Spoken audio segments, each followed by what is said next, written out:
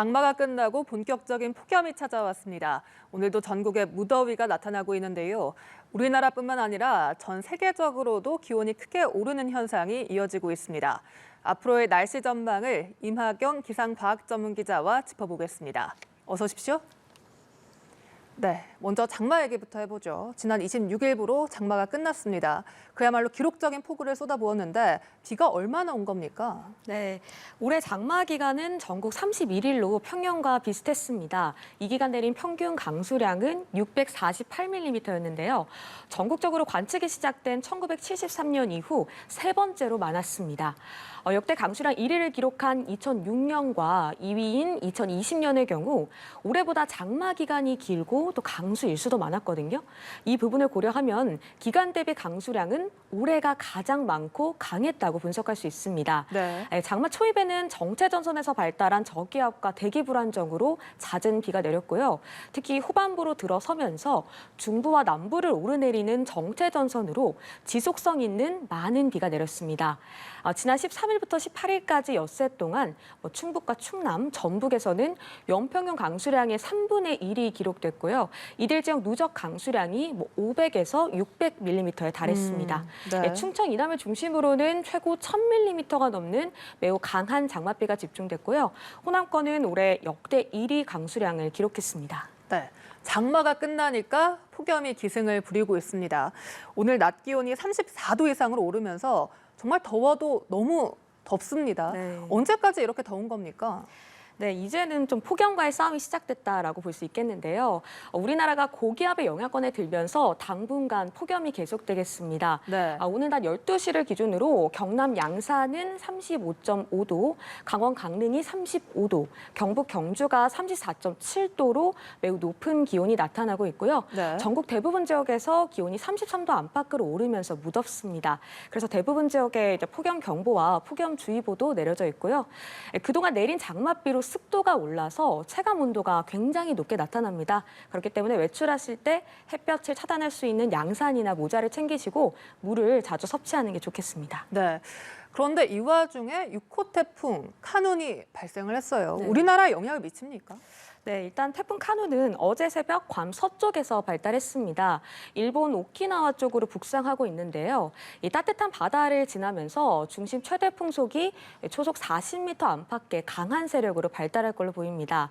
다음 주 초반에는 일본 오키나와를 지나고 주 중반쯤에 이제 중국 상하이 부근에 상륙할 것으로 예측되는데요.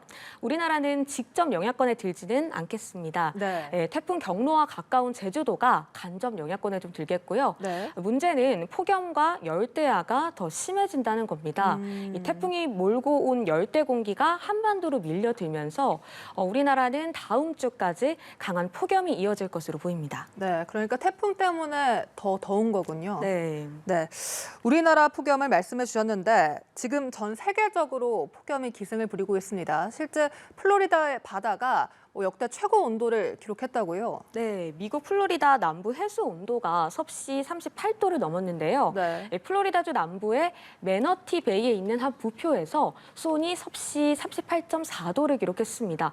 이 정도면 일반적으로 그 뜨거운 욕조의 물 온도라고 보시면 되겠는데요. 네. 전문가들은 역사상 세계 최고 수온으로 기록될 가능성이 있다, 이렇게 진단을 하고 있습니다. 이렇게 수온이 오르면 산호가 폐사하는 등 생태계에 영향을 주게 됩니다. 그래서 기상학자와 환경단체들은 플로리다 남부 해상의 이례적인 수온 상승을 우려하고 있고요.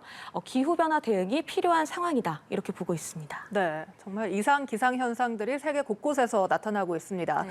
실제로 최근 유엔 사무총장이 지구 열대화를 언급하기도 했어요. 네, 안토니우 구테우스 유엔 사무총장이 지구 열대화 시대가 도래했다고 강하게 경고했는데요. 이 세계 기상기구는 올해 7월이 관측사상 가장 더운 달이 될 거라고 전망했습니다. 지난 6일 전 세계 평균 지표면 기온은 섭씨 17.08도로 기록됐는데요. 네. 역대 최고치입니다. 이전 최고 기록이 2016년 8월 13일에 16.8도였거든요. 근데 이렇게 기온이 오르면서 북미와 아시아, 유럽 대부분 지역에서 지속적인 폭염이 나타나고 있습니다. 그래서 유엔 사무총장은 기후 변화가 명백하지만 우리는 최악의 사태를 멈출 수 있다라고 말을 하면서 세계 각국이 행동 행동에 나서달라라고 호소를 했는데요. 뭐 온실가스 배출량을 줄이는 그런 기후 변화를 막기 위한 노력이 절실하다고 밝혔습니다. 네, 이렇게 더운 이유로는 또 엘니뇨 현상을 꼽을 수가 있겠는데 네. 또 슈퍼 엘니뇨가 발생할 수 있다 이런 전망이 나온다고요. 네, 지구 온난화와 엘니뇨 영향으로 뭐 전 세계가 역대 가장 높은 기온을 보이고 있습니다. 엘니뇨에 대해서 간단히 좀 설명을 드리면 네. 동태평양 적도 부근의 수온이 평년보다 0.5도 이상 높아지는 현상이 5개월 넘게 지속되는 걸 말하거든요. 수온 상승은 통상 이제 봄에서 여름 이쯤 시작돼서 겨울에 정점을 찍고 그 다음 해에 영향을 줍니다. 그래서 올해 수온 상승도 3, 4월에 시작됐고 아직 엘니뇨가 더위에 직접적인 영향을 준 거는 아닙니다. 그런데도 전 세계 기온이 역대 최고치를 갈아치우고 있는 상황인데요. 네. 전문가들은 올해 말이면 엘니뇨가 최고조에 달하면서 올해보다 내년이 더 더운 해가 될 걸로 전망하고 있습니다. 또 일각에서는 수온 상승이 평년보다 2도 이상 높아지는 슈퍼 엘니뇨가 발생할 가능성도 점치고 있는데요.